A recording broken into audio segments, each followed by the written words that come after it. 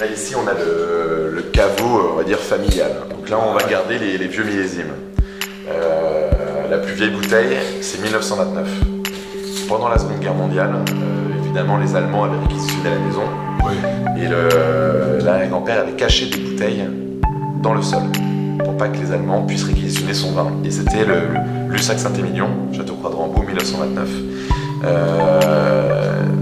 Et quand les Allemands sont partis, il y a un certain nombre de bouteilles qui sont restées. Ça a été oublié. Et quand Jean-Louis a construit le chai enterré qu'on va voir, le chai d'élevage, avec les pelleteuses, il est arrivé. Les ouvriers, ils ont creusé, ils ont là découvert les bouteilles. Ah oui. Et quand Jean-Louis raconte ça, c'est drôle parce qu'on a l'impression qu'il avait découvert un puits de pétrole. Ça jaillissait du sol, c'était énorme. Et donc on a gardé quand même voilà, ces bouteilles-là qui sont assez importantes, plus sentimentalement qu'au niveau de la dégustation. Il y a combien de bouteilles? De quoi? 1929? Oui. Il en reste plus que deux. Deux? Ouais. Et après il y a d'autres...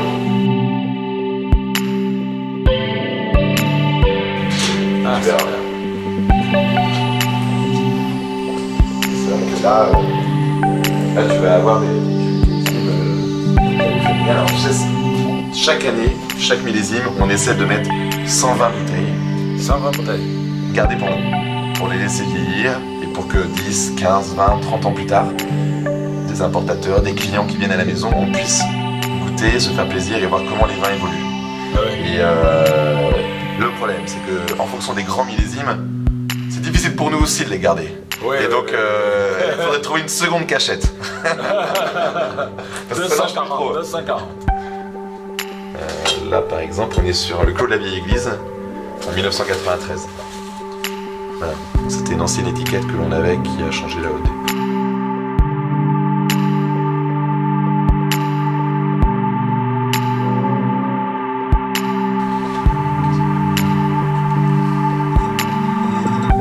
Là, on est surtout sur des années 4. Là, c'est 80. Château Trocard, donc, qui est notre Bordeaux supérieur, et 1980. Voilà. 435.